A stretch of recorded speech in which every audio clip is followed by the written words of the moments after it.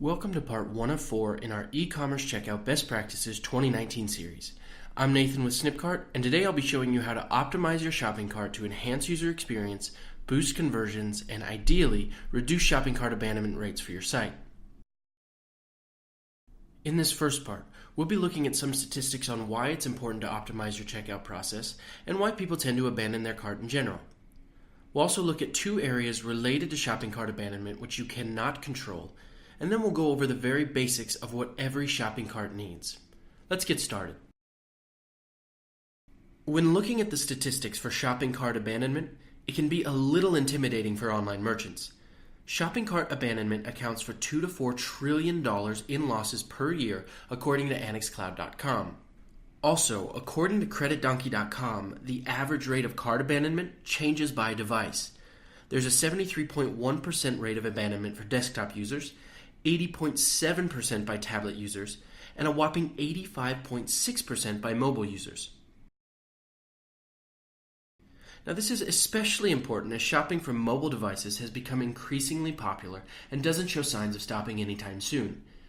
BigCommerce.com says that in 2017, mobile e-commerce sales represented 34.5% of total e-commerce sales, and that number is expected to rise to 54% by 2021. Obviously, these kinds of losses pose a huge problem for the e-commerce world, so let's turn our attention to what's causing people to abandon their carts. If you've done any independent research on cart abandonment, you've probably come across this image from the Baymard Institute.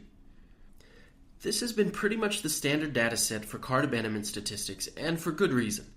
It gives us great insight into what's causing abandonment and how we can modify aspects of our checkout flow to reduce that as much as possible. Let's have a quick look at the top 3 causes on this graph. Clearly, the largest reason people aren't going through with checkout are the extra costs. So that's shipping, taxes, fees, things that are added in the checkout process at the end. So it rests at around 60%, which makes sense. Remember back when you tried to buy an airline ticket and you got all of those extra fees and charges at the end? Now, you probably went through with the purchase because with flights, you're more than likely in a position where you have to. But if you're just looking for a t-shirt or a pair of shoes, these add-ons really start to kill sales. Most likely, your clients will go to a competitor who is more transparent about what the real cost will be up front. Next up, we have the site wanted me to create an account. You've probably been in that situation before where you wanted to buy something, but there was no guest checkout option. It's a huge turnoff for consumers, and it usually leads them to finding another solution. Now, it's funny because you normally actually need to give your email address at checkout anyway, but as a general rule, customers don't like to feel strong-armed into joining a group or creating an official account unless they want to. People like to feel in control when money is involved, which is totally fair. And finally, we have too long and complicated checkout process. This is one of the main areas that we'll be looking at in the series. As you can see, we only just now discussed the top 3 reasons for cart abandonment, but we'll be talking about each of them throughout the 4-part series. Now, I want to mention 2 areas where you as the person developing the shopping cart experience are not responsible for people not going all the way through to checkout. First, we have window shoppers. The unfortunate reality of e-commerce is that people don't always shop to buy. Some people just want to browse, compare prices, and store items in their cart for future reference. They never even had the slightest intention of checking out from the get-go. Sadly, you just can't do much about that, even though all those people just looking makes up a large portion of cart abandonment.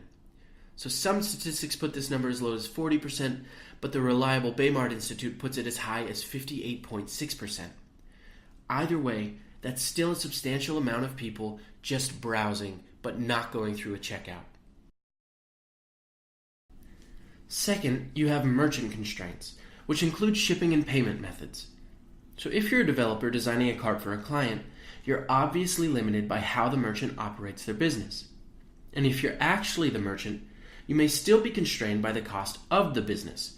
So shipping and payment methods are something you'll need to give serious thought to on your own.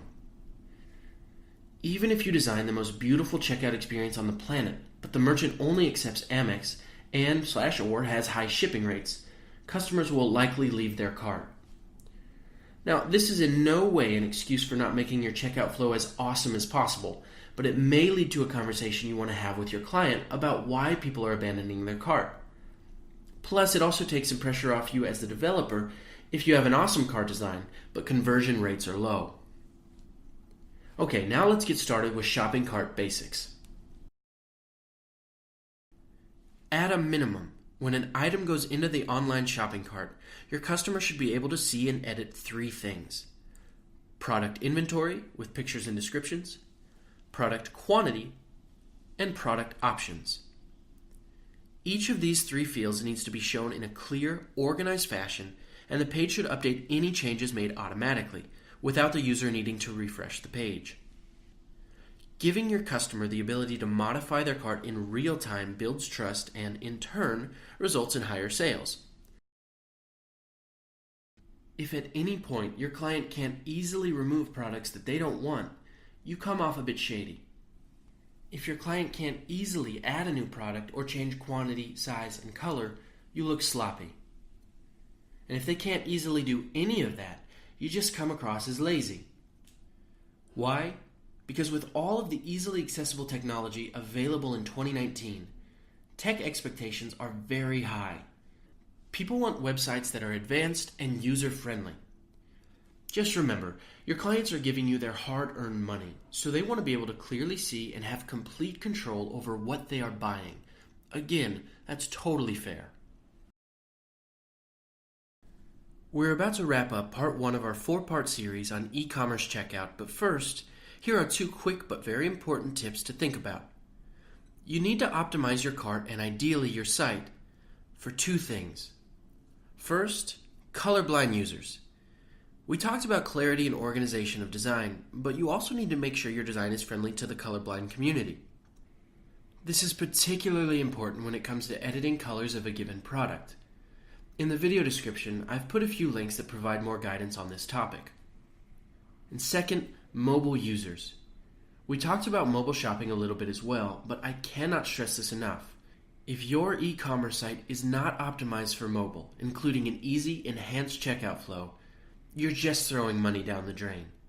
Again, cart abandonment is nearly 85% for mobile users, so your checkout experience needs to run as smoothly as, if not better than, it does on desktop. This is why shopping cart solutions like Snipcart are beginning to design their cart in mobile first and then moving toward the desktop design, rather than the other way around. In the video description, I've also added a few links that will help you optimize your site for mobile users. Thank you so much for watching, and stay tuned for part 2 coming out soon, where I'll be going into more detail about nailing the checkout flow. We'll look at which fields to include, which to leave out, and take you step by step on how to make your checkout experience as easy as possible for your customers. You can stay up to date on this video series by following us at Twitter under the handle @Snipcart, or by following me personally at NatePDThompson. Or you can always just skip ahead by reading the post that inspired this video series called Optimize Your E-commerce Checkout Flow for 2019, which is linked in the show notes.